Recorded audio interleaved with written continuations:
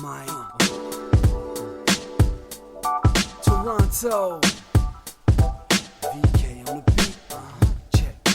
I'm in Toronto where you wanna get the city love. I'm from Toronto where you wanna get the city love. I'm in Toronto like we wanna get the city love. My city love me back for my city love. Welcome to episode 1555 of Toronto Mic'd, proudly brought to you by Great Lakes Brewery, a fiercely independent craft brewery who believes in supporting communities, good times, and brewing amazing beer. Order online for free local home delivery in the GTA. Palma Pasta. Enjoy the taste of fresh, homemade Italian pasta and entrees from Palma Pasta in Mississauga and Oakville. The Advantaged Investor Podcast from Raymond James Canada. Learn how to plan, invest, and live smarter. RecycleMyElectronics.ca. Committing to our planet's future means properly recycling our electronics of the past. And Ridley Funeral Home. Pillars of the community since 1921.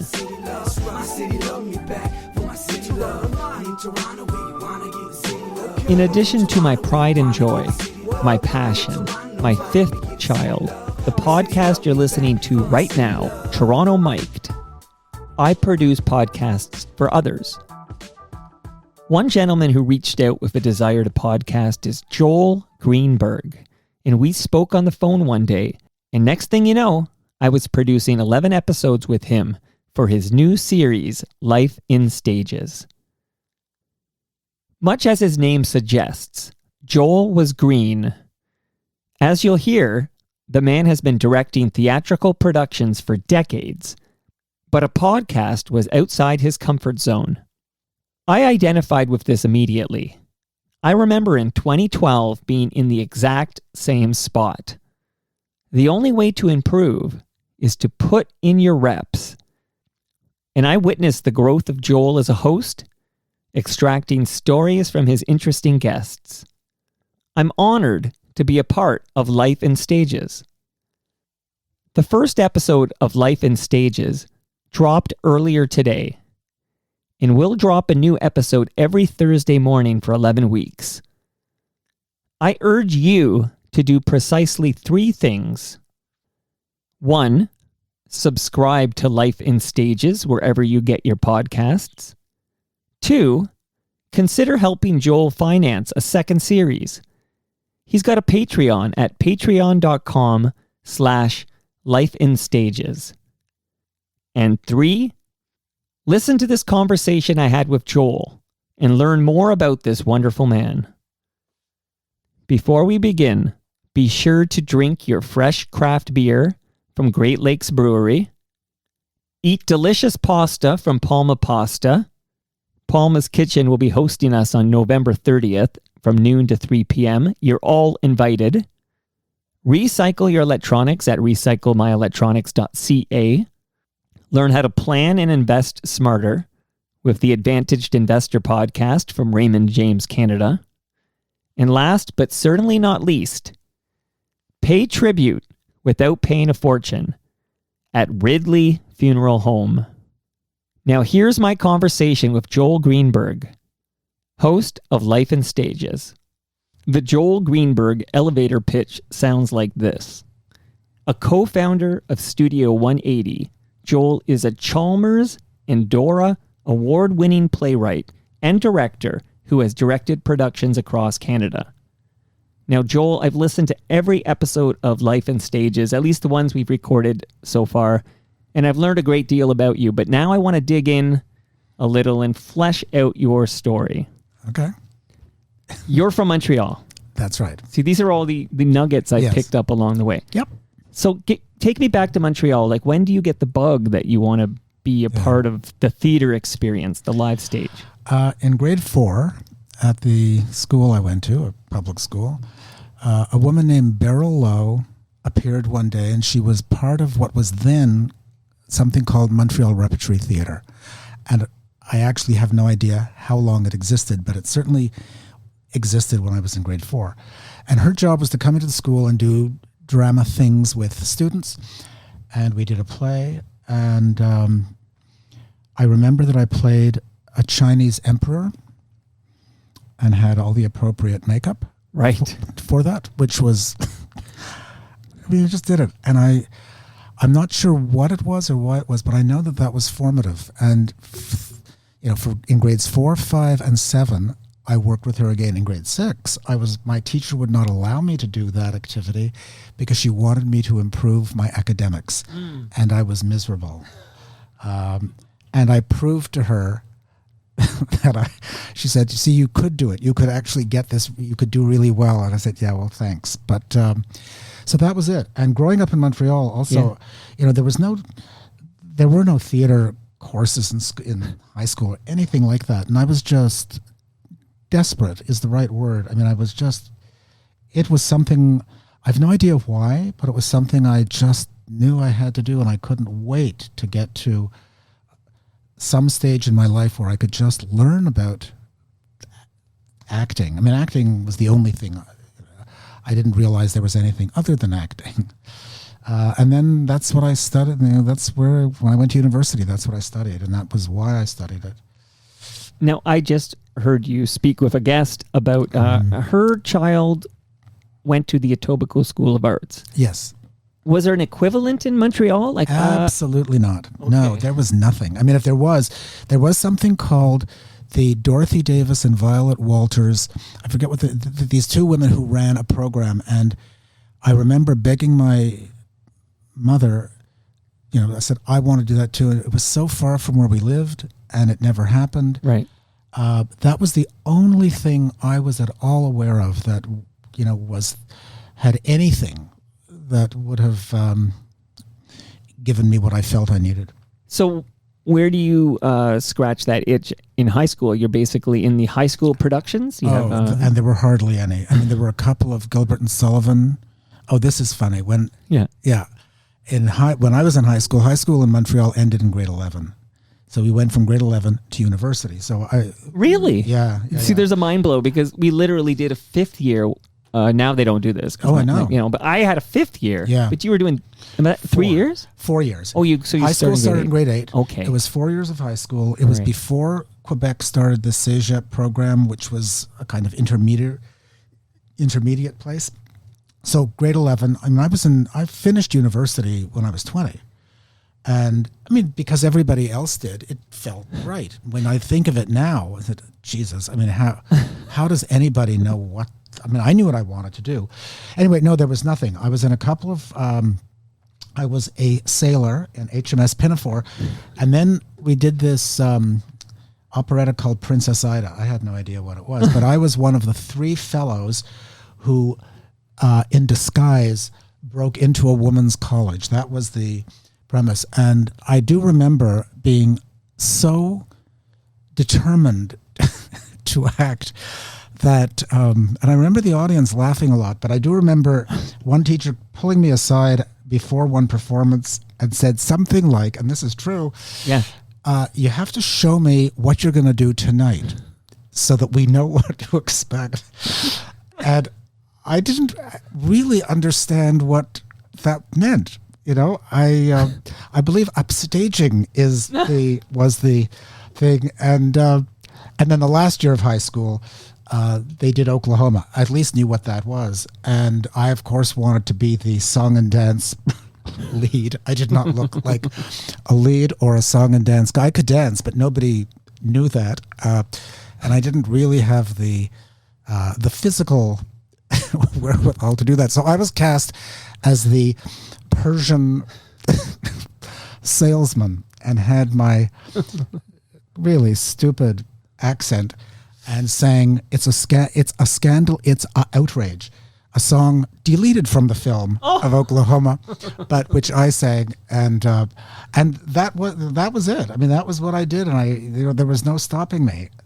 Really, there was none. It's fascinating to me because when I listen to your great guests, and we'll talk more about life and stages later, but they are all referring to you as a director. So clearly you're known as this great director, but here you are, you're wanting to act, you're doing some singing. It sounds like, I don't know where you learned to dance, but you're dancing. Yeah. Oh, I was doing everything. I mean, I was performing. That was all You were I a wanted choreographer? to do. For a while.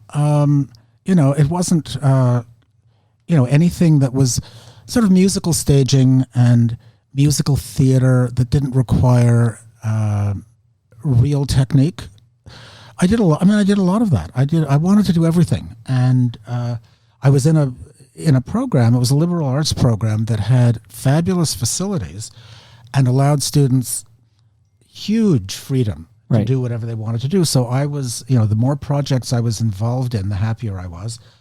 Not really, eventually, really knocking myself out. Just wearing myself down, saying like, how many more projects? If I'm doing 5 at the same time, that's not enough.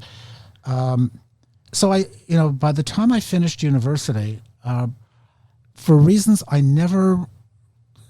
tried to understand but couldn't, I started to enjoy rehearsing much more than performing. And that was a real shock to me, because I had never prepared for that or even anticipated that. And well, why is that? I realized that rehearsal was, I think I was very fortunate to work on one project with a senior level student who was older than the rest of us and was the most interesting director that I'd had. I mean, until then, directing, I don't even know what directing meant. But this particular woman wrote a play. It was an original play, and I was in it. And rehearsal was really discovering things and trying things and changing things. And I really had no experience with that. It was mostly, before that, it was learn your lines, do what you did. Somebody might say, too much, you're doing too much, or what. It was really like accessory directing comments.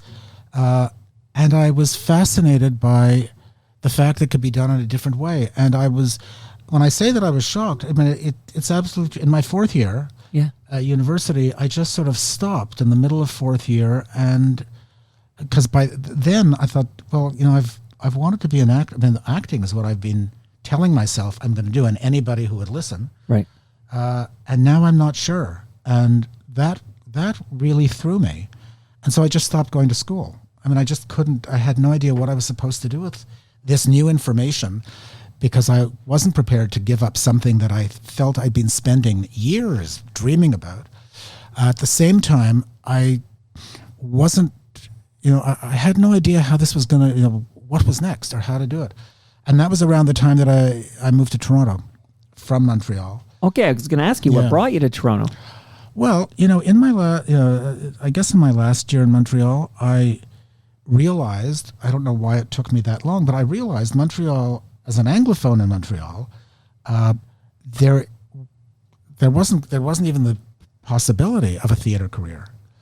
And I wasn't thinking about anything beyond theater. I mean, film and television, they were sort of interesting. And actually, as a student, I had been hired a couple of times by people. There was a small CBC unit in Montreal, so I had done a couple of TV things that came to me. They just sort of arrived, and they were, for me, they were horrible experiences, because I had no idea what a camera needs.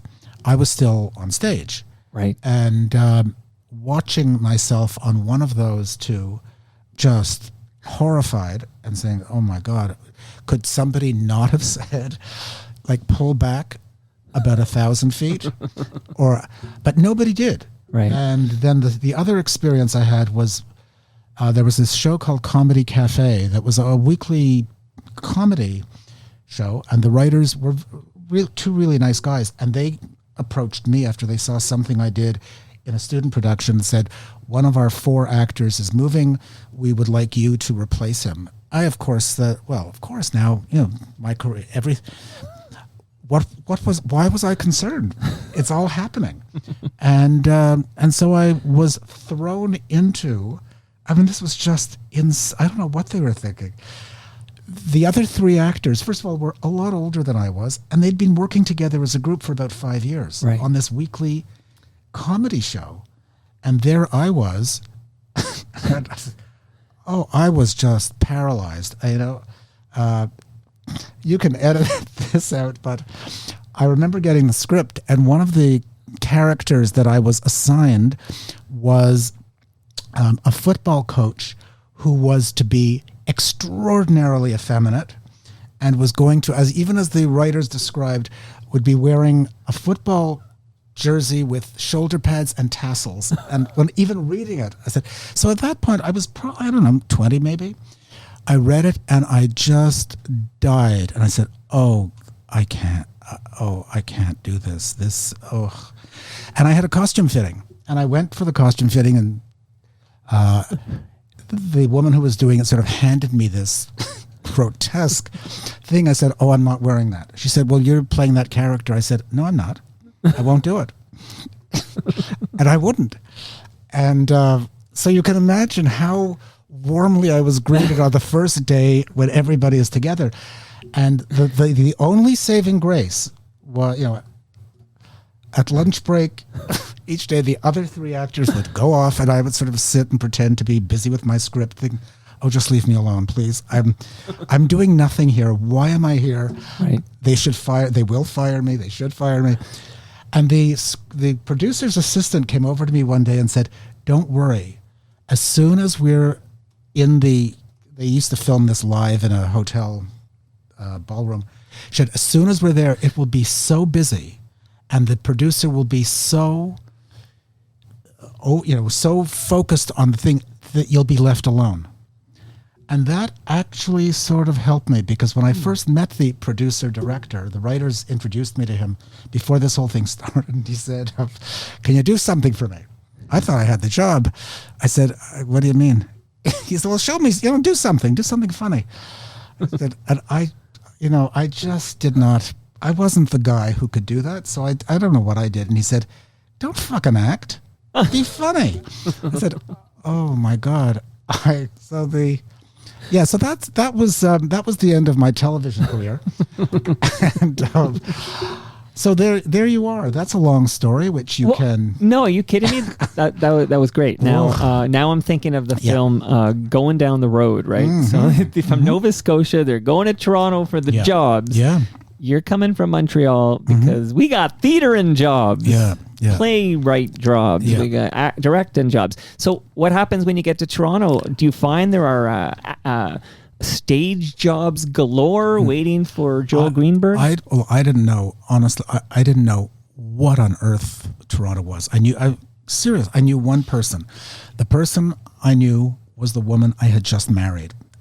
We were both quite young. Okay. But we're still married, so that's good. Okay, congratulations. And you just had a milestone anniversary. Indeed, 53 years. Okay, that's a milestone. Indeed, That's the number of yeah. Herbie the Love Bug. Okay. So that's significant. Oh, that is. I know. I will hold on to that now, Mike. Big Herbie fan here. Okay. So, no, I came to Toronto. I had no idea what Toronto was. I had been here once. I came here actually to audition for some TV show pilot thing that a friend of mine had told me about. And I remember waiting around. This is when CBC had an office somewhere near Allen Gardens. Okay. And I remember getting to Toronto. I had no idea what was going on. Even when I talk about it now, I'm sort of impressed by, by the guts I had to get on a plane, to go somewhere I'd never been, to find my way to wherever the CBC office was, to walk into this office, and I read things, and you're like, I'm Joel Greenberg. I'm here from Montreal, and I'm here for your acting jobs. Absolutely. And I'm going to get this show, because that's. Do you remember the name of the show? I don't. I remember. And that show became The King of Kensington. Indeed, it did not. But so I did that, and I went home, and I never heard from them again. But that was, So when I actually moved to Toronto, I decided I went to teachers college. I said, I've got to do. I should be able to do something. Oh, you mean you needed a plan B? Correct. Okay. And that made me very nervous, because I had always felt, if I have a plan B, that's something that it can become a default. Right. And I really was aware of that. And, through university, I didn't allow myself, I did not allow myself to become interested in anything that wasn't theater. I had to take some other non-theater courses, and I did them, and I certainly did not do well in any of them, but I did them. I completed them. But all I wanted to do was theater. So as some people have pointed out to me, that was a good thing because I had a focus. I said, well, on the one hand it was. On the other, I didn't allow myself to become distracted, as I said. So I went to teachers college, and that was a 1 year, a 1 year of hell. Not that I think teachers colleges can be very good. It was when it was a 1 year program, and I'd never done so much busy work in my life. Assignments and things that, for God's sake, let me teach. That when we did practice teaching sessions, I said, well, that I can, that's interesting and that's hard. And I don't know that I want to do this, but I won't know it until I try. So that's what I did when I got here. And at the same time, I had no idea what the theater scene was. The theater scene in Toronto, I think, was really just beginning to open up. I remember seeing Leaving Home at Tarragon Theatre and Les Belles Sœurs, and Factory Theatre had recently started, and there was Toronto Free Theatre. So there were theaters, and I wrote, I called, I wrote, it didn't take me, nothing. I had nothing to bring to those people, and I remember seeing The Farm Show at Passe Muraille. That I'd never seen anything, never seen that kind of theater. The year that I knew I'd be coming to Toronto, I went to see the Chicago 7 at Toronto Workshop Productions, George Luscombe's company, and that knocked me out. I said, now that is something I could do. I want to do. Whether I can do it, I have no idea what they're doing, but it's staggering. And I remember calling Toronto Workshop Productions and thinking, I'll never get to speak to George Luscombe, who of course answered the phone because he was, I didn't know anything about how these theaters operated, that they were barely functioning. So I spoke to, I called him and said, I'm really interested, and I'm interested in being an assistant director. I want to learn how you do this. And I went to meet him, and he said, and this was at the Toronto Workshop space, which is now Buddies and Bad Times Theatre on Alexander Street. And he said, well, go down there on the stage, do something for me. And again, I just didn't, it's like he didn't say, stop, don't fucking act. He was nicer. But it was the same thing. I didn't have the smarts to say, no, that's not why I'm here. So he said, do this. So I did it. And I did something from a play I had been in fairly recently, and he thanked me. And that was my moment with George Luscombe. So I wrote to community theater groups, and I thought, well, I'm going to be in school. I've got to do something. I don't know anybody. And I connected with a community group, and they wrote back, and I directed, I think it was Guys and Dolls, something. With a small community group. But is this your first direction? Is this the first time you directed? No, in Toronto. Oh, in Toronto. I was directing in Montreal. Okay. And the thing about Montreal that made Toronto slightly disorienting is that in Montreal, the student community was a very integral part of what there was in the English theatre community, because there wasn't very much. So McGill and Sir George, I went to Sir George Williams, it's now Concordia, because I could actually get a degree in theatre.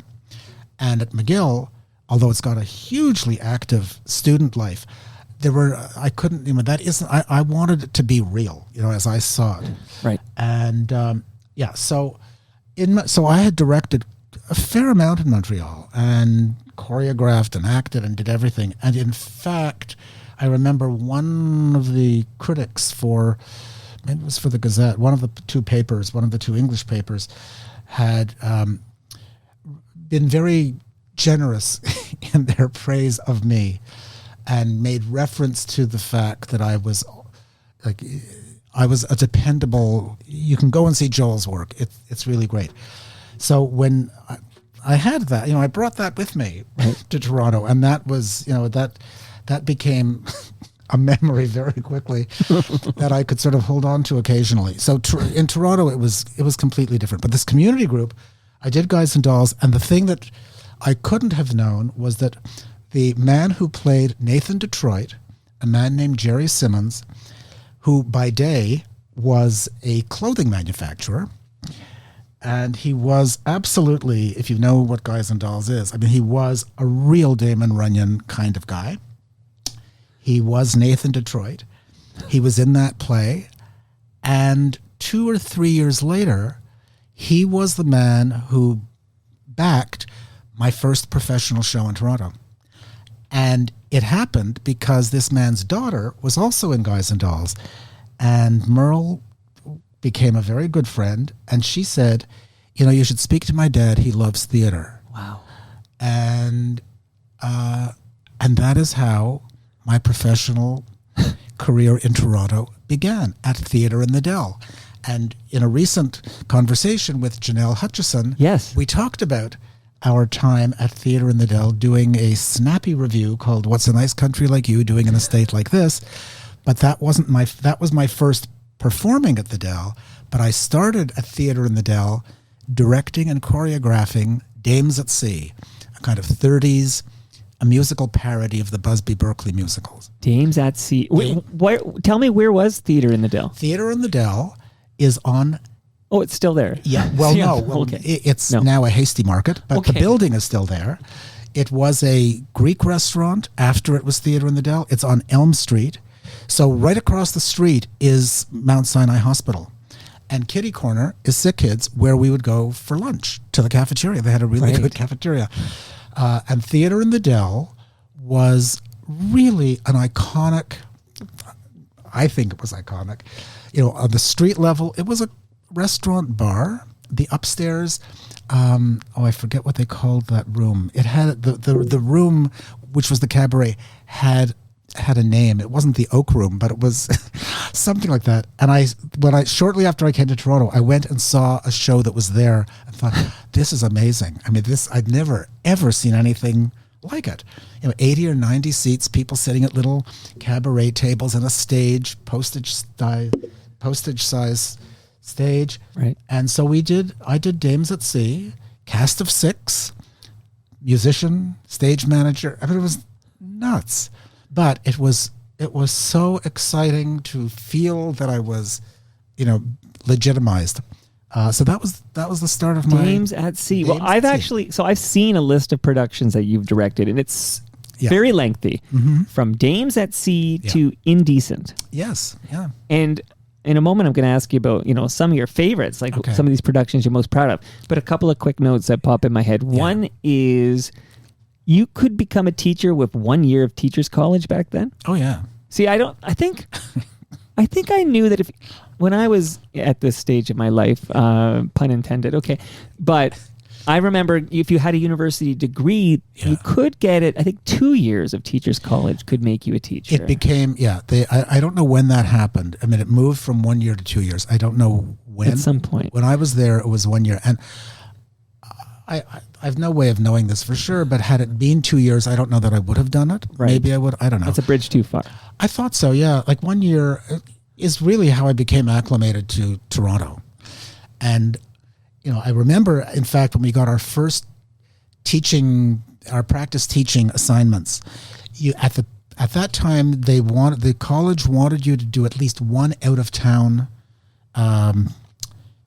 booking. Mm-hmm.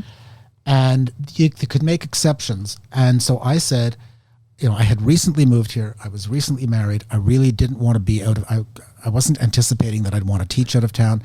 So I forget what the deal was, but I didn't have to go out. But what I did get were my 2 assignments. And this is terrible. One of them was for a school called Central Tech. And when I know this school very well. Yes. And when I showed that to various classmates, they looked at me in horror. I thought, what on earth? And I lived very near the school. I had a great time there, but the setup was so daunting. Like I was going to be in Blackboard Jungle or something. And it was it wasn't even close. So that it was a 1 year and out you go. And you completed this. Oh yeah. Okay. Cause we'll get to this, but you have done a wealth of teaching. Yeah.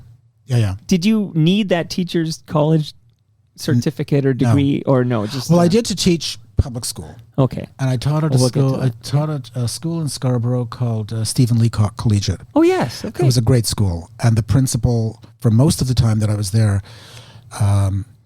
Anderson, I forget his first name, fabulous, fabulous guy. And it was I thought, had I been in a school like that as a kid, where everything was, like the school supported everything.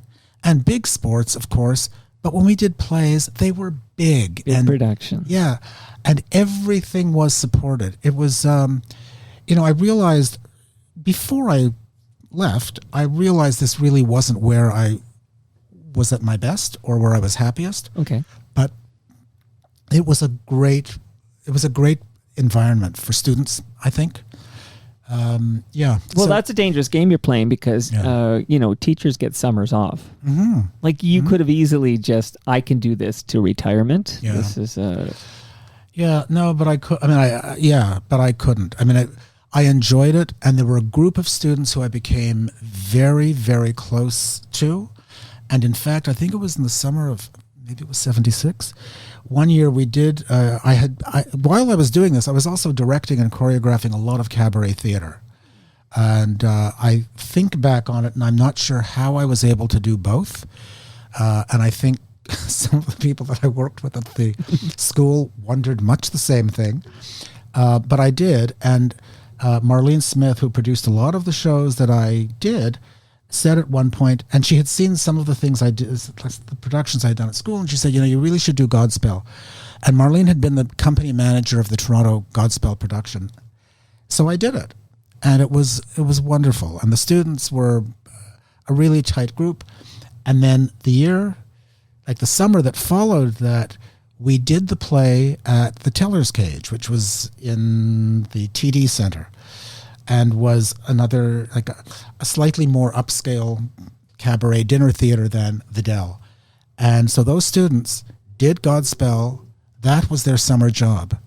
I got called on the carpet by Actors Equity because the students were certainly not members of it. I didn't know what was going on. It was insane. Somebody who worked on the show, had worked on a previous show, came into the dressing room one night and the word equity was scrawled across the mirrors in red paint. I thought, oh, for God's sake. Oh no, it was nuts. And I risked my much revered membership with equity, but I was spared. I didn't have, I wasn't expelled. So that was, I think that was kind of, I knew after Godspell with the students, I said it was wonderful. It was a great experience for them, certainly. But I've got to be, I really want to be doing something else. I love teaching, but I said, I need to know what it's like to teach people who really want to be doing this professionally. I think that will feed me in a very different way. Whenever I hear, and again, I'm learning so much about this world. I become very close with a gentleman named Rob Pruce, who did he's a very talented musician. He was in the band Spoons. Yeah. And he's done a lot of theater. He's in New York now. He's moved there to work on Broadway, basically. Mm-hmm. He's doing the musical side of a lot of theater and stuff. But so I'm learning from him, and I'm learning from you, listening to episodes of Life in Stages, and I'm kind of catching up. But whenever I hear the name Godspell, right. I always think of the production where so many SCTV alumnus got their start, like Andrea Martin and Eugene Levy, and I think there's a documentary in the works on this moment in time in Toronto where he worked Godspell, and then this show called SCTV launched. Yeah. And before SCTV, it was Second City. Second City moved, created a company in Toronto by the people in Chicago using the Chicago template. Right. It didn't work right away, and then it sort of had a rebirth at the old fire hall, which is where it really took off. And that, absolutely. Godspell, there was Marty Short, Dave Thomas. It's an extraordinary list of people who went through that show. And similarly, I think you'd find in many of the productions of Godspell, because there were so many of them. Now it was an amazing time. And I think I heard when you were talking to Janelle Hutchinson, which was a great conversation, and people can find that in the feed here for Life in Stages. But she was talking about she was the understudy for Andrea Martin in something like that name. Just so these people are just part of the scene, I suppose, at this time. That's right. I was the understudy for Marty Short. Well, you're bearing the lead here, Marty Short. Okay, that's huge. Yeah. Well, yeah, and he was in lots of those shows. I mean, Nancy and his then wife, his deceased wife, Nancy Dolman, were in The Apple Tree, a very sweet little musical that we did at Anthony's Dinner Villa, which was at the corner of DuPont and Davenport. Of course. And with singing waiters. And we just, like, there wasn't a room that I didn't work in, and many of them closed soon after. Like, we did something at in the BMO building. We did a production of the fabulous musical parody Forbidden Broadway. But it should have been called Forbidden, like just Forbidden. Because, by day it was a restaurant for bank execs. It was dark and quiet and very, like, really separate booths. And by night, it was the platform for this parody of Broadway performers and shows. Right. And the audience, I mean, they were kind, but I think often just sat slack-jawed. I don't understand. Like, this is supposed to be funny. Right. Anyway, we were in many of the rooms. Yeah. All right. Just in one last note that jumped in my head. It's kind of a funny thought that, hey, I'm hungry. Let's go for lunch. Hey, Sick Kids has good lunch. It was a terrific cafeteria. Let's go to Sick Kids for lunch. I'm hungry. It's just a funny sentence to hear in the wild here. Okay. So I mentioned, this list. I'm looking at. I'm daunted by this list of productions you've directed, from Dames at Sea, which I'll pretend I know what that is, but I know you talked about it. Well, I did it several times. I did it with Yvonne DiCarlo at the former Embassy Tavern, which is now Harry Rosen. That was the story. I mean, there really are some wonderful, wonderful stories, which on their own should be their own episodes. Well, here's the chance. Just go nuts. I want to hear about your favorite productions, the ones you're most proud of, your most memorable moments, the funny moments. I don't think I'm going to, because at some point I want to talk about what is Studio 180. You're a former director for Studio 180, but tell me a little, some highlights from this lengthy, career directing stage productions. Okay. So, in Montreal, production of The Boyfriend, a really wonderful, charming British musical. It was thrilling to work on something that I felt, I have no idea why I felt so close to it or what it touched in me, but it was a tremendous experience. And I don't want to be unfair to anything that in Toronto, the early shows, Dames at Sea is the first, it God knows it had its, it had some challenges because I didn't know what I was doing. And, interesting to know that when I approached Jerry Simmons and he asked how much money I would need, I hadn't even thought about that. I said, $10,000. But you just pulled that out your... Absolutely. And and he said, well, that sounds okay. And at some point I had to go back to him and say, I think it might be 12. And even saying it now, I thought, oh, dear Lord. I mean, it was a long time ago, but even so.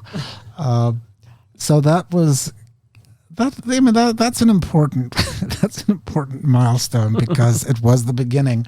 Right. And I didn't know that it would be, I thought it might be the beginning and the end, but it wasn't, which is, an actor who was in it, Julia Motto, who has since passed, was not only wonderful in the play, but I remember that as we were closing the show, she came over to me and said, I know there have been a lot of mistakes. She said, but if you just keep at it,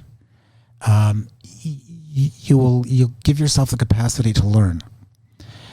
And I didn't. I was just, I couldn't wait to get out of there because I just felt I didn't know what I was doing.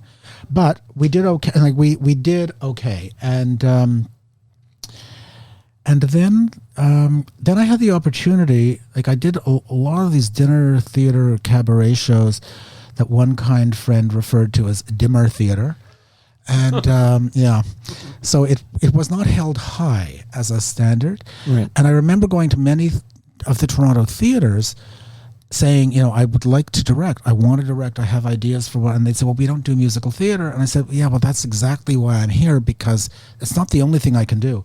But it was like hitting a wall every time I tried, until Peter Moss at Young People's Theater, and he was the artistic director at the time, hired me to direct a school touring show. At that point, Young People's Theater was a very, very active place with full main stage seasons and several touring shows at the same time. So I directed a play that did very, very well, in that it just ran for a couple of seasons. Which play is this? It's called Drink the Mercury, a delightful play about mercury poisoning. And it was for grades 4 to 6. And and in fact, he gave me the script and said, this was done originally by a British company. And I read the script, and it seemed very thin. Not thin in depth, but it was little. And so we rehearsed for a couple of days, and it was all staged. And we had 3 weeks to rehearse. And I went to Peter. I said, well, it's sort of all there. He said, how long is it? I said, it's about 7 minutes. He said, well, it has to be 40. I said, what do I do? He said, well, you go back to rehearsal and you've got another 2.5 weeks. So it's true. I mean, that's absolutely true, because the company in England had done this play as a very, I suppose it was, they would do a scene and then they would throw it to the kids and say, what could happen next? Right. Well, we weren't doing that. We were just doing the play. You're not doing the choose your own adventure. No, exactly. Yeah. No. So I went nuts looking at research and trying to figure out how to do this or what to do with the actors. And so we did that. And so that was quite an experience. And then on the basis of that, Peter said, I'd like you to write another show. It'll be a companion piece. So it has to have the same actors, but this one should be about nuclear power. I said, so something, and also grades 4 to 6. Yep. And Drink the Mercury had started with grades 4 to 6 and then ended up playing through high school. I mean, it was a really lovely, beautifully designed. You have a writing credit on this. Yeah.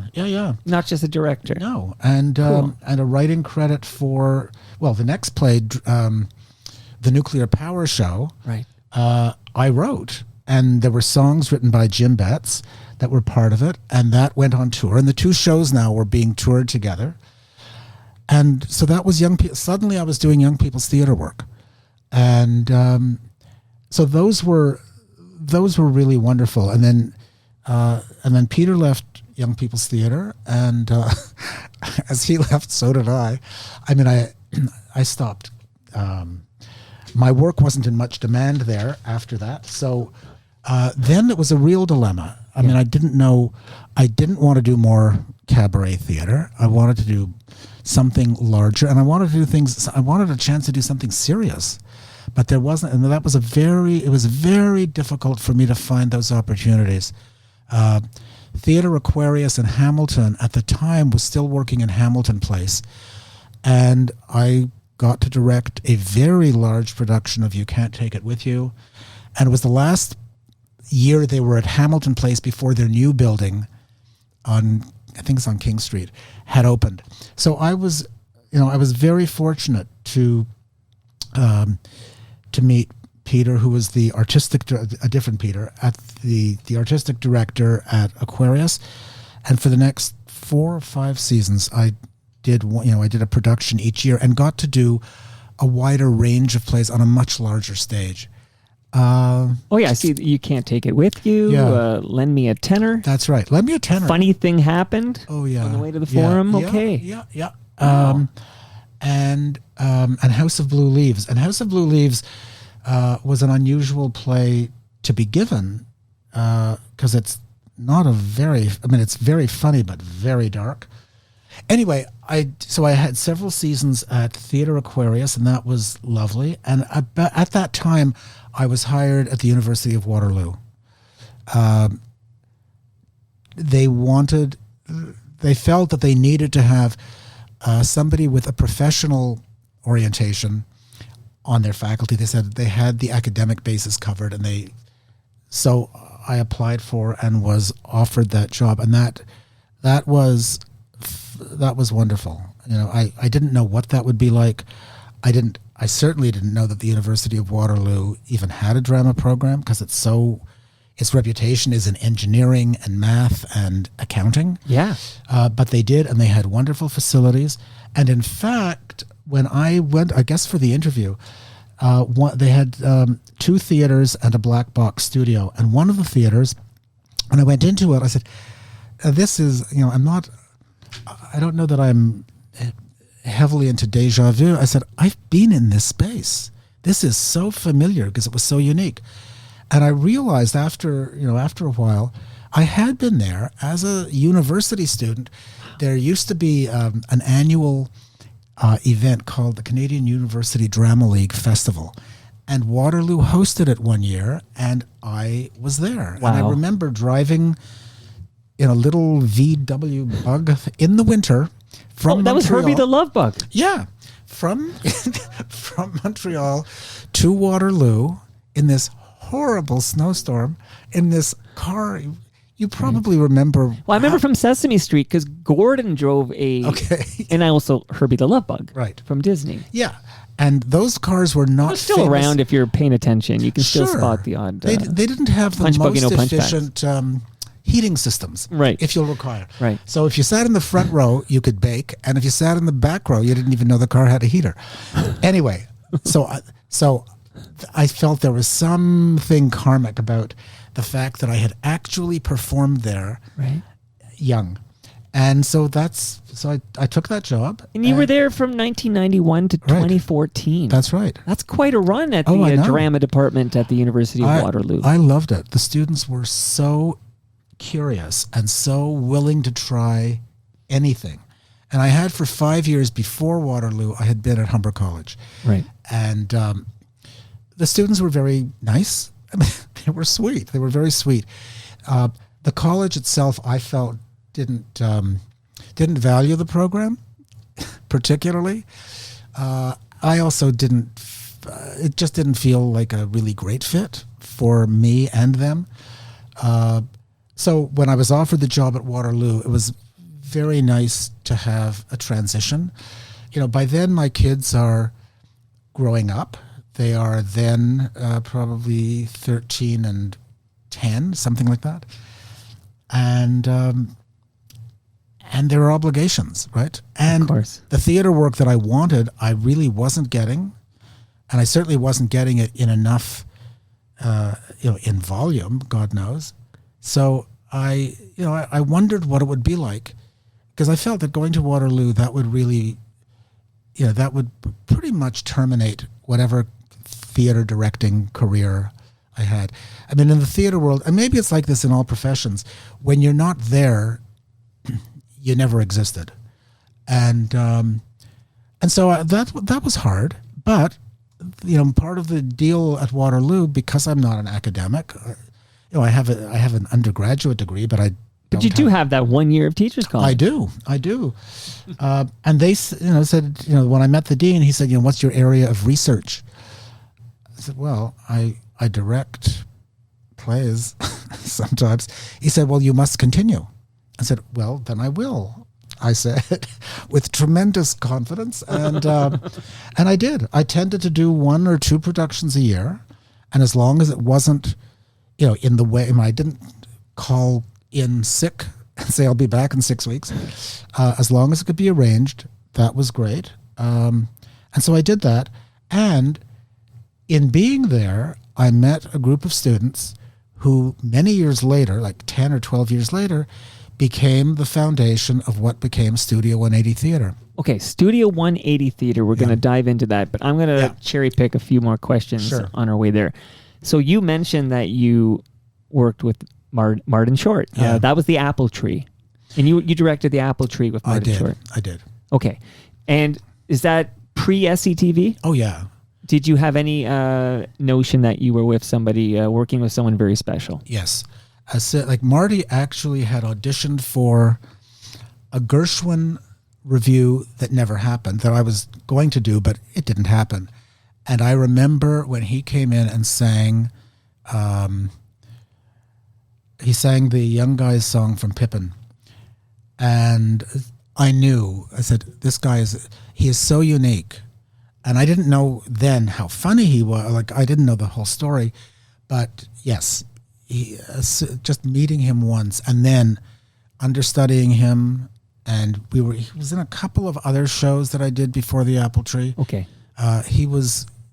You knew that this was not going, he was going to go much further. Now, speaking of SCTV, this is all about SCTV now, but you directed Eugene Levy. Yeah, that was Eugene Levy and Fiona Reed. This was another Theatre in the Dell event. This was not a musical. Love X4. Yeah, that's right. Love times 4. Love times 4. See, okay. And that happened because I got a phone call from Marlene Smith saying, we need something. There's something, the room's available. We need something. What can we do? And I said, well, we could do these 4. We'll do 3 or 4 one acts or things. Yeah. And we'll call it Love Times 4. And I don't think I'd ever met Fiona. I mean, I don't know quite how this happened. Anyway, Fiona and Eugene were both willing to do this at Theatre in the Dell. It was a limited run. We did 4 plays. Right. It was so rough and ready, and they were so eager and so willing to try anything, and it should have had a slightly more capacious venue, but yeah, but they did it, and which is a hasty market now. It is a hasty market. It was a Greek restaurant in between. And I don't know how many other things. They should have a little plaque out front, like one of those Toronto Heritage plaques. Like, Eugene Levy acted here. It was the De Laurentiis boys, Joe and Willie, the 2 brothers who owned the place. Yeah. And the staff, there was, I think, Mabel, Jean. There were 3 or 4 women who were there, like they did it all. Yeah. And one of their sons, I think it was Little Joe, or one of their sons worked there as well. It was a real family. I mean, they'd been together forever. I don't know how long Theatre in the Dell had been there before I arrived. Right. And then one day it wasn't there anymore. But it's became a Greek restaurant. Yeah. Now, last SCTV question here. Yeah. I'm kind of mildly obsessed. They filmed a reunion at Winter Garden Theater, and Martin Scorsese was directing this, and many people you know and love attended this, and by all accounts, and even Rick Moranis was there, and he's like, he doesn't do a lot of stuff with these guys anymore. Right. But it was a hit. This is back when Joe Flaherty was still with us, and they were all there. Yeah. And this thing is like collecting dust, I don't know, on Scorsese's kitchen pantry shelf or something, and it doesn't look like we're ever going to see this thing, which is kind of one of those mysteries, I suppose, of what happened. Yeah. You don't have any insight. You haven't talked to Martin Scorsese about this as a fellow director. No, Martin and I, we've talked about so many other things. It hasn't come up. No, it hasn't. We talked about doing he talked about wanting to do a film of Dames at Sea, but that also didn't come up. That sounds like him. Okay, but another Martin. Okay, so Martin Scorsese, we don't know what's going on there. If anyone knows, let me know. But Andrea Martin, who has come up a couple of times already, but you directed her. I don't even know where Teller's Cage is. Well, it isn't. It was in the lower level of the Toronto Dominion Centre. Okay. I believe it became a Swiss Chalet. Okay. I have no idea Swiss what Chalet? It is now. I mean, who knows? Maybe it's a dollar store. I have absolutely no idea. But you directed quite a bit at this. I did. Venue. And I did. And they used to do. We did a production of a play called Vanities with Fiona Reed, Andrea Martin, and Jane Eastwood. And that was... Jane Eastwood's in Going Down the Road. Yes, absolutely. Okay. Absolutely. And she was in the first Second City Company in Toronto. Yes. And she was at that reunion. Oh, I'm sure, because she was married to Joe's brother. Correct. No, it was, I mean, that Vanities, that play was quite, that was quite it was quite an event to be able to work with those women to begin with.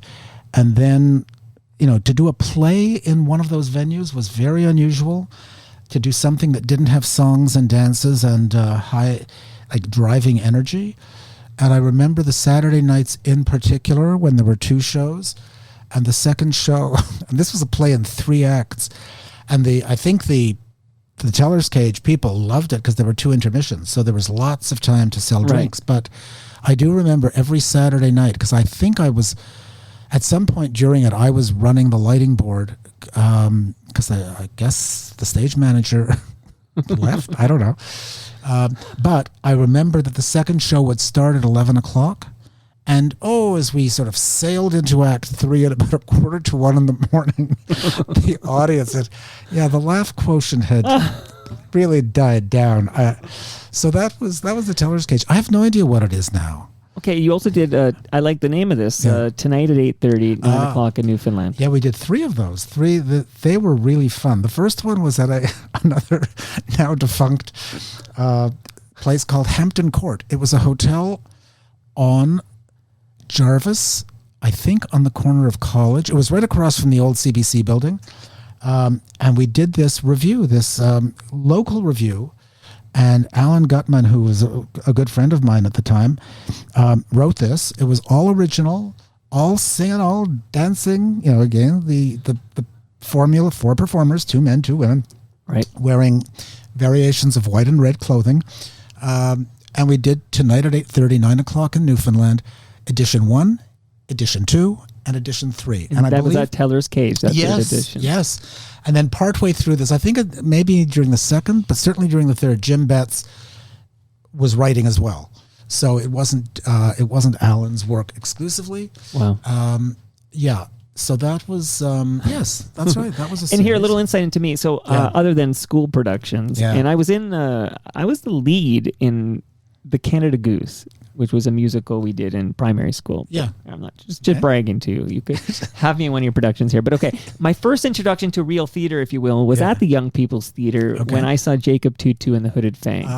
And that was the first time. And I just know at some point you were a choreographer for that production. One of their, because they've produced it many times. I did it when Torquil Campbell played Jacob. From Stars? And George Bouza played the Fang. And Jennifer, fabulous. Torquil Campbell's dad was a famous actor. Oh, absolutely, Douglas. I mean, Torquil was young when we did this, and I remember that Douglas Campbell came in to rehearsal. I mean, just with that voice. The voice. I mean, you'd hear the voice before the man actually walked through the door. Right. Jenny Phipps played Mistress Fowl or Mistress Fish. It was. It wasn't a show that demanded choreography, but it was fun to work on. It wasn't my. I enjoyed working on it. I think the word choreography was an overstated word. That's funny. All right, so I just Torquil. One thing about his father, Douglas. If anyone knows the great song by Stars, Your Ex-Lover is Dead. Okay, so go to YouTube or Spotify, listen to Your Ex-Lover is Dead by Stars, because it's an amazing song. But it opens with this big booming voice saying, when there's nothing left to lose, you set yourself on fire. And that, of course, is Douglas Campbell doing that. Yeah. That's for the Stars heads out there. Okay, one last credit I want to ask you about before I ask you about your awards, okay? Yeah. You directed and choreographed a Expo 86 at the Ontario Pavilion. What was that? See, this one's an outlier, so I have to ask you about it. Well, Humber College got the contract for providing the entertainment at the Ontario Pavilion for that World's Fair. And the Humber music program is really spectacular and was the reputation. Like, that really was their star program. And so that was a given, and they wanted something else, and they asked, and I think when I was offered the job at Humber, they had canceled the theater program, and then they decided to reinstate it. And I think when they decided to reinstate it, they were aiming and hoping that it would be tied in with the music program, which was a phenomenal program.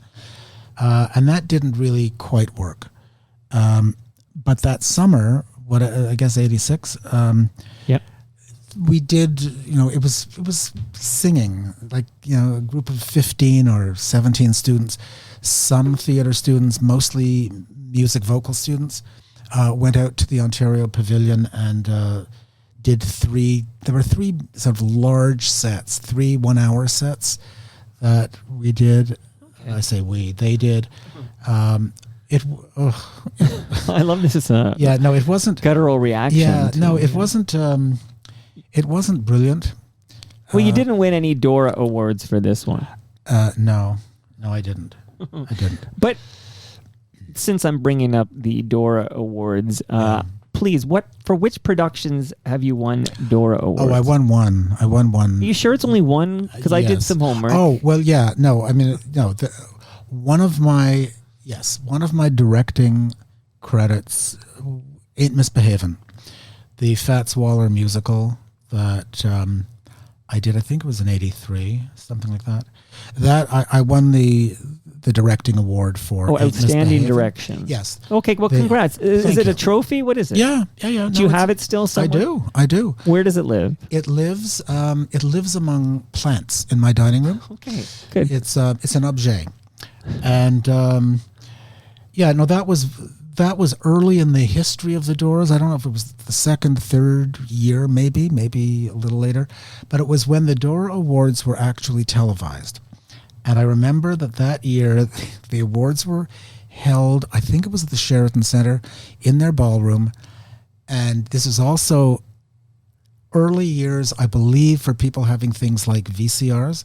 And a friend of mine, the day after the ceremony, called and said, "I just want you to know I taped you. I have it on tape." Wow. So I have this permanent record, and when I watched it, I thought, the same thing I felt when I first watched myself act on TV. I said, why didn't somebody say, just take it down about 15 notches? I looked like honestly, I look as though I have just been unchained and I've got 15 minutes before they take me back. But I was very excited, that's a big deal, right? It was. At various stages in my career, I thought, okay, so here I go. This is just the beginning. And the very, very necessary lesson of learning, there is no such thing. I mean, yes, you feel great. And then the next day, you're looking for work again. It's pretty much how it worked. But I was delighted to be nominated. Many people in the show and many aspects of the show were awarded. So that was very satisfying. And then a couple of years later, Drink the Mercury, the play about mercury poisoning, won the Dora Award as the outstanding sort of outstanding children's play. Yeah, theater for young audiences, as it is now called. There's no more children's theater, but that was I thought really well earned. I mean, its responses were great. I think one really good story. Yeah. At the end, these are 45-minute plays. Typically, they're done in a gymnasium or in a cafetorium or something like that. They are fighting their environment. And we had John Penwaye designed beautiful set that could be packed up and put in the back of a van. And one performance, and I went to see some of the performances, but one of the performances, there was always a Q&A at the end, and the kids were asking questions. And on this particular performance, where I happened to be in attendance, one student raised her hand and asked if Fish, because the characters in the play, the little girl in the play dies from mercury poisoning. Right. And the little girl asked, if I eat fish, could I die? Good question. Excellent question. And the very astute actor who answered the question said, yes, you could. Yeah, I am not kidding. And sure. This school that we were at, that sort of brought the Q&A session to an end. And the school that we were at, I remember, was very close in proximity to where Young People's Theatre was. And as the van arrived back at the theatre, Peter Moss, the artistic director, and Colleen Blake, the general manager, were on the street waiting for the van to say, "Are you out of your mind? This little girl now We'll never eat fish again. ever again." No. Yeah. So that anyway, we won that. We didn't win the award because of that, but the play won the award, and that was very exciting. No Red Lobster for her. No. Okay. No. And one last award Yeah. before we get to this 180, I want to ask you about that, is you won, and speaking of children's plays, a Chalmers, I'm going to act like I know what that is, but a that's Chalmers right. playwriting Yeah. award. Oh, that's It right. sounds prestigious. Well, it was. I mean, the Chalmers Foundation, the Chalmers family had endowed an enormous amount of money because they believed in the value of the arts. And there was an annual award for outstanding plays. It wasn't the best, and on two categories. There was sort of the adult version, and then theater for young audiences. So the Nuclear Power Show, and these were not plays were not nominated. There was sort of a jury that would take in everything in a category, and at the end of the year there was an event, and awards were given. So I got a phone call from somebody, maybe it was the Ontario Arts Council, just saying, "Are you planning to be at the Chalmers reception?" And I said, "No." No, but thank you. So we really think you should go. Wink, wink. Yeah. So I went, and I had no idea. I mean, I assumed that I didn't even know what it was for. And so they were giving out the awards, and I got my award, and I was more than pleased, but really stunned. And for a number of years, the Ontario Arts Council managed the Chalmers money, or that particular award. And then not that long, I don't know how many years ago, a number of years ago, they disbanded that piece and redirected the funds to, it's still for arts funding. But I remember being on the jury a number of years ago, and these were substantial awards, certainly for the adult category. There would be 4 playwrights awarded $25,000 each. And being on that jury was really eye-opening and not humbling, but it was fascinating because, we are being asked to distribute a lot of money, and a playwright getting that much money. I mean, in Canada, that I don't know that there was anything ever like that. And one of the guests on Life and Stages, Michael Healy, is a winner for his wonderful play, The Drawer Boy. And I remember being in that ceremony when he was awarded that. And the people coming knew that they were invited knowing that they would be recipients. But hearing all the playwrights express their thanks for this very substantial donation, or this prize, was really wonderful. I haven't had that experience. I haven't experienced things much like that in Canada, but that was great. Now I want to hear about co-founding Studio 180. Tell me about this. Well, back in the University of Waterloo, when I first started there was a double cohort, 2 classes, 2 different years of students that sort of ran through the program together. They were very lovely, very curious, eager to try absolutely anything. We did a lot of productions. They graduated, I guess, around 94, 95. Oh, yeah, so this is when they got rid of OAC. This is so I'm an OAC guy, and that was the earlier I joked about. They made us do the 5 years of high school, and they changed it now to you get out of there after grade 12. That's so you right. had a double cohort, of course. That's right. And so they did a tremendous amount of work together. They graduated. Some of them were aiming to establish careers for themselves in the theater or in the performing arts. I stayed, I was still at the university. I would run into them. It wasn't planned or scheduled meetings, but I would run into people, often at the theater or at the Toronto Fringe. One of them, Mark McGrinder, who he was at the Shaw Festival for 5 seasons. So when I was there, I would arrange to see him. And it was all very casual. And then in 2002, I'm not even sure how this started, but in 2002, 4 former students and I met, and the students talked about wanting to have a chance to work together with people they'd been through school with, because once you leave school, you don't very often get a chance to work together again, and certainly not when you've moved off in different areas. So I said, I don't need. The 4 of you probably know where other students are now, former students. I have no idea. And I had just seen a play called The Laramie Project. I had just seen it in New York, and I was completely taken with it and thought this would be a wonderful play to do. And I thought it would be wonderful to do with the university. Everything about it is the right kind of project. And I wasn't, it was in my head somewhere. And then I met with these students, and they said, what we would really love to do is work on something with former classmates who are still in this business or trying to create careers for themselves. We want it to be big, so it isn't. We don't want it to be a fringe show that we could do with 2 or 3 people. We want to be sure that it's not Shakespeare, because it seems to us that most companies that start feel they need to be able to prove they can do Shakespeare in a way that nobody else has ever done it.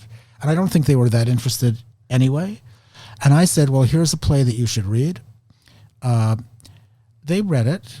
I told them about it. They didn't read it. I told them about it, and they said, well, it sounds like it might not be that interesting, because I said it's made up of interviews and it's verbatim theater. And but then they read it and they were interested. And I said, well, why don't we start by you contact as many people as all of you know who are former UW students, and we'll do a reading.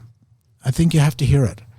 So we did that, and I said, the play is written for 8 actors, but we're not going to do that because I don't want it to feel like an audition or anything like that. So I think we divided the many characters. There's something like 70 characters in the play. So we divided among 14 or 15 people. And we did this evening, and it was like a reunion. I mean, many of them were people I didn't know because they'd been at the university before I was there. But it was very exciting. And the former students were really excited about what they thought could happen. They said, we've got to do this. I said, well, it's big, 8 actors and everything else. And where are we going to do it? I had absolutely no idea where to begin. And I thought, well, I will go back to the university, because Waterloo has always prided itself on being entrepreneurial. And one of the first schools to start, work study programs. And I know certainly accounting, engineering, they're all work study based degrees. And so I thought, well, I arranged to have a meeting with the president of the university, who had previously been at McGill, and I knew he had a very, very strong understanding of the arts. And he knew he knew roughly why I was coming to see him. And he had invited the woman who was the head of alumni and development to that same meeting. I told him what the project was, and the students were really excited. He thought it was wonderful. He said, and what can I do for you?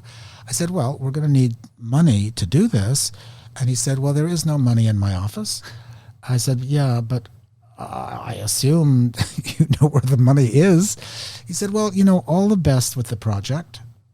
And I don't know what, I think I had anticipated my exit would have been a more upbeat exit than it was. But the woman who was there, Gwen Graper, said, how much money do you need right away? No, how much money do you need and how soon? I said, well, we need $5,000 immediately because we do have a theater and we'd need to put a deposit down. And the rights are available, but we have to put a deposit down. And so we need $5,000. And she said, well, let me think about that. And about an hour or 2 later, she said, our department will provide that because it's a perfect alumni development project. So we started with that. We didn't get much more than that. I contacted the actors. I mean, the difficulty of then having to actually cast the play when so many people had read for it. I said, well, the first thing is, I think we need at least 4 weeks of rehearsal, and it's got to be full time. And I don't know how many of you can afford to do that because we have no money.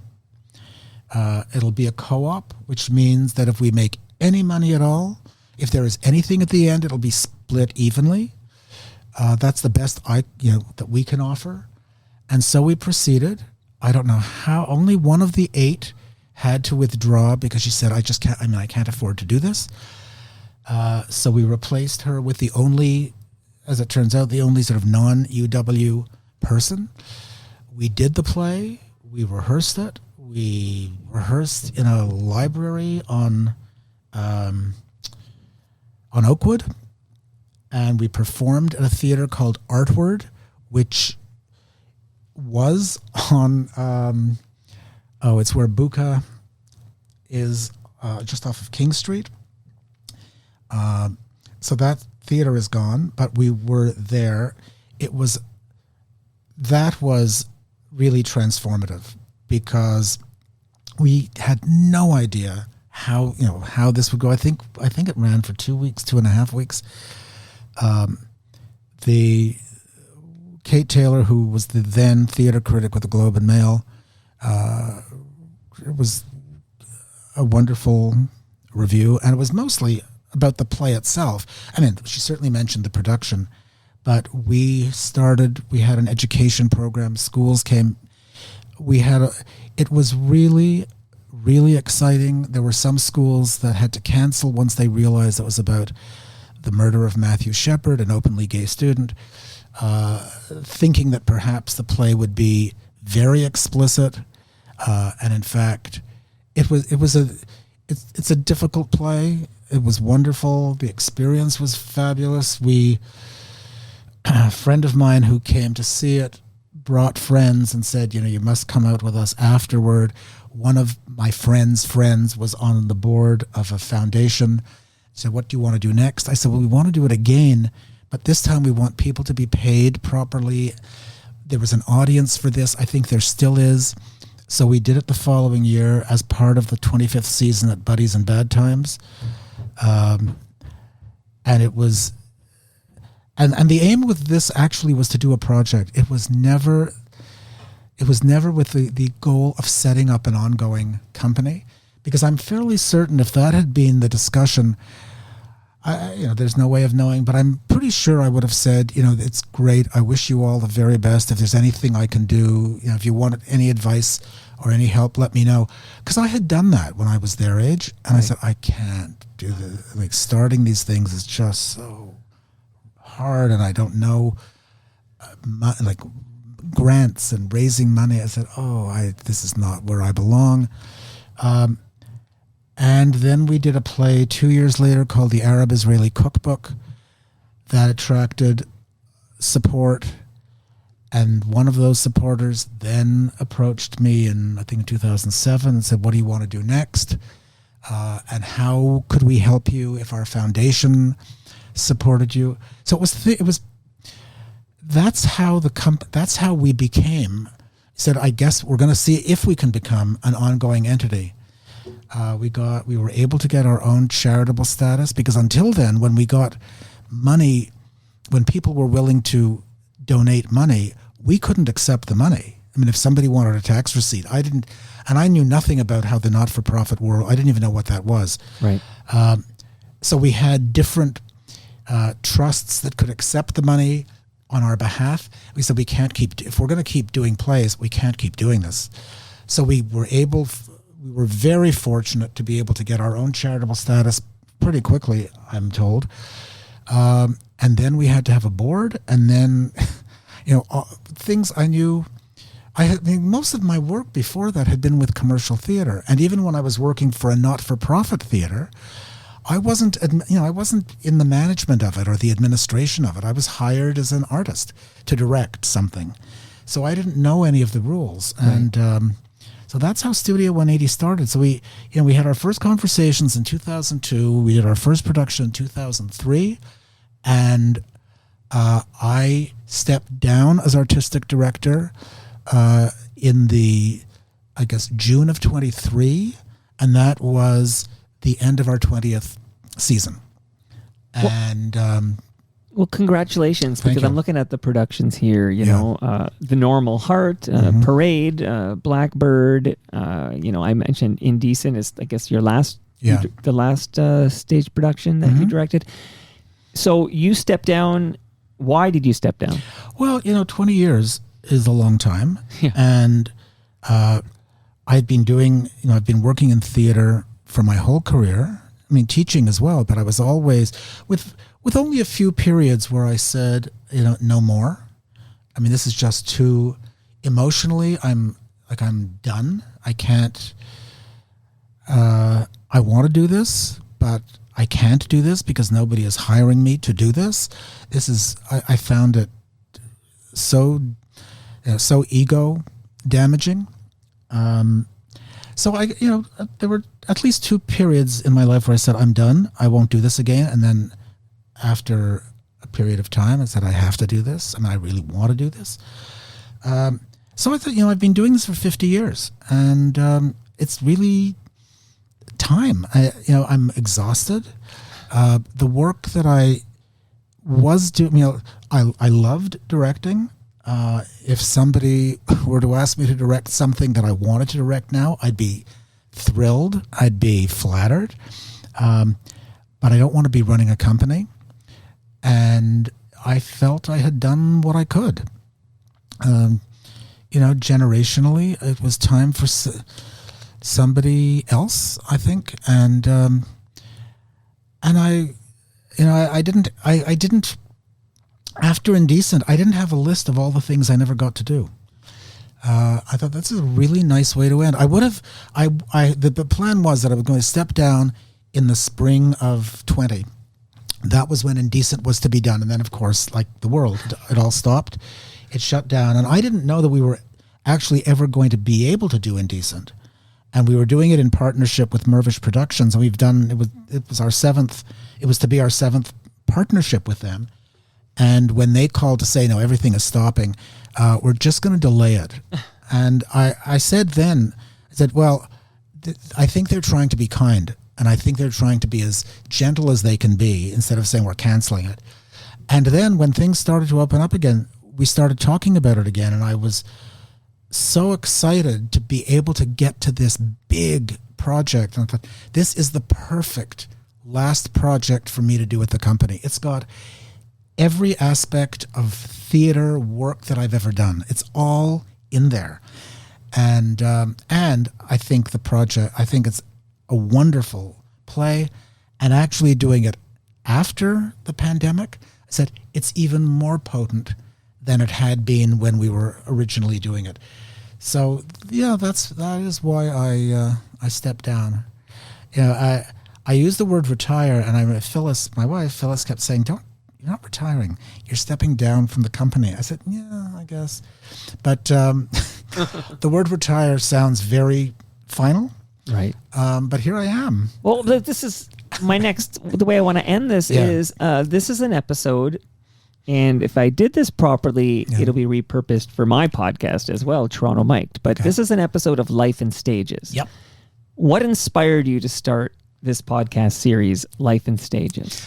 Well, I was listening to podcasts. I guess I started listening to them in earnest during the lockdown and during the pandemic, going for long walks and listening. And I was listening to a lot of political podcasts. And then I felt I was just saturated. And I said, "Oh, this is not healthy. It's not making me feel good at all." Right. So I was looking for a variety of podcasts, and at the same time, I was watching a lot of the TV a lot of streaming that I was doing was British cop mystery thriller things. And BritBox stuff. Yes, absolutely. Yes. And I hadn't, I was familiar with some, but I didn't realize how much there was. Now, some of it isn't that good, but a lot of it is sensational. And one of the series in particular, Line of Duty, which is right up there, there's an actor in it named Craig Parkinson who plays this awful, creepy, dangerous guy. And he's in it a lot. And I was reading something about him that mentioned his podcast called The Two Shot Pod. And I thought, well, I'll listen to that because I'm curious. Right. You know, when I see him in this program, he's just awful. And listening to it, I said, oh, well, I mean, he's a person. And he's warm and he's funny. And what the Two Shot Pod is interviews with actors, mostly actors, writers as well. But many of these actors are actors who I had come to know through all of these TV things that I was seeing, all this, BBC stuff. And I said, I feel like I'm listening to my friends because I'm so familiar with these people. Right. And there are conversations. And I'm told it's called long form because the conversations are 45 minutes, an hour. And they're not marketing. People are not saying, stay tuned for my next project. Right. They're talking about their lives and they're talking about their challenges or how they started or what they're doing and what it's like when you've been doing this for 30 years. Like one person saying, Craig saying, do you still audition for things? And I'll say, no, I've had it with auditions until my agent calls me and tells me I have an audition.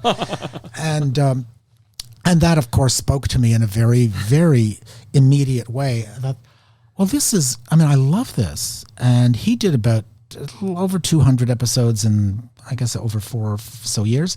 He had started, in fact, the first episode I listened to was his final episode. He said after 4 years, I've sort of done. Right. So I didn't know what to do. I thought, this is so interesting, and I'd love to do something like this. And is there anything like this? And I looked around a bit, and I couldn't find anything. And I said, I don't know. I know nothing about podcasts. And so I Googled how to start a podcast. Sure. And that didn't help. It said, I got a couple of pieces of advice. And somebody said, all you need is a laptop and a mic. I said, no, I think it probably is more than that because I can have those things. And then what do I do? So I looked around and I was curious about Toronto. I said, how many, are there a lot of Toronto podcasts? I guess there are thousands of podcasts. And Toronto Mic'd, your podcast, Yes. kept being referred to. And I thought, oh, and on one of them, it had your email address. So, of course, I wrote to you. And I remember you writing back almost immediately and with a phone number. I thought, well, this is really unusual because the only other recommendations and referrals that I had were to, I think they're called hosting platforms. Very, very, very pleasant people, but they will only email. And I said, I don't understand too many. Can we have a phone call? They said, we're not equipped for that. I said, come on, you're not equipped. We're not equipped to talk on the phone with you, Joel. I said, you can, why don't you just say, we don't talk. Here we don't talk on the phone. Anyway, you do. So we spoke. I'm a real person, though. Yeah. You spoke. You told me how it works and bingo. So that was the impetus. And, when I stepped down from Studio 180, Phyllis was very concerned about how much, she said, you're going to have so much available time. What are you going to do? Right. I said, well, I don't know. I've been doing what I've been doing for a very long time. I need to find out first what it's like not to be doing this. I'm not looking for another job, and I'm certainly not looking to start a business or anything like that. So that took probably about guessing 6 or 7 months. And then I heard the Two Shot Pod. Right. And that started something inspired in my you. head. It did. And that's often how for me, that's often how these things happen, or how if I find a play that I then become obsessed with, it sort of it works its way into the front of my head, or just it won't let go. And that was what happened with this. And so here I am in your studio, and it's really exciting to be doing something I've never done before, and certainly related to things that I understand and that I like, and speaking to people, some of whom I know well, many of whom I know passingly. And I think also the thing with actors, mostly actors, rarely are asked to talk about themselves. Right. It might be come and talk about the play or the film. Yeah, promote, sell tickets to Definitely. this. Yeah. And those tend to be short and very, very standard kind of template. And I said, I don't want to have a template. And if as much as I know what Craig Parkinson was doing, I said, these conversations sound very loose. And so that's what I'm going to do. So I sent invitations to a number of people saying, this is what I'm planning to do. Are you available and interested? And if so, let me know.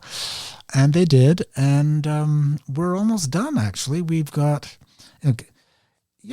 we've done 11 episodes. And I am curious to know if anybody will be listening. And mostly I'm curious not to hear myself as much as to determine whether this is the right, whether this is a good fit. I like it and it's fun. And I love not feeling that I'm about to go into rehearsal, Right. which after 50 years, I mean, I found that it gets harder and harder, and the anxieties, the pressure, all of that, it just gets harder to do it. I don't know if it is simply that you know more, or you certainly know more about what you do and don't want, and what you want to demand of yourself and take nothing less, all of that. So that is what's behind Life in Stages, the podcast. And I've been listening to you record these long form conversations. Yeah. And just to peel back the curtain a little bit here, we haven't actually, as we speak right now, we have not yet launched Life in Stages. So my plan is, I suppose this is episode 11 of Life in Stages. Yep. So in the future, Mike, hope things are going well. But I plan to drop this in my podcast feed to introduce the podcast listeners to you. Okay. I learned so much I've loved this past, 90 minutes. Okay, Joel, I learned so much about you, fascinating, and this is a world I'm unfamiliar with, and I find it very, very interesting. So I would love it if, again, I'm talking to two audiences now, but if you're listening to this on Life in Stages, let Joel know what you thought. Tell your friends to subscribe. You have a Patreon account. Yep. Patreon.com/lifeinstages. You're accepting donations there to help, fund this passion project, and people should go there and support you. If you're listening to this in the Toronto Mike feed, well, goodness gracious, pause right now, search for Life in Stages on your podcast app and subscribe to that. You're in stage for, pun intended, for 11 great episodes of Life in Stages. So Joel, I would just like to wrap by saying it's been a pleasure working with you on this project, and I think you're good at this because you're a curious cat. You're passionate, you know your subject matter, and I've been loving these conversations you've been having. Joel Greenberg, I've learned so much about you, and thank you for this. Pleasure. My pleasure.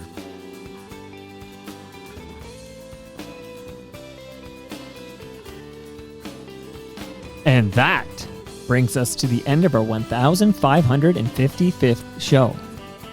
You can follow me all over the place. Go to torontomike.com to learn more. Much love to all who made this possible. That's Great Lakes Brewery, Palma Pasta, RecycleMyElectronics.ca, Raymond James Canada, and Ridley Funeral Home. See you all Monday when Katie Lohr makes her Toronto Mike debut. Well, I wanna take a streetcar downtown, read Henry Miller and wander around, and drink some Guinness from a tin. 'Cause my UI checkout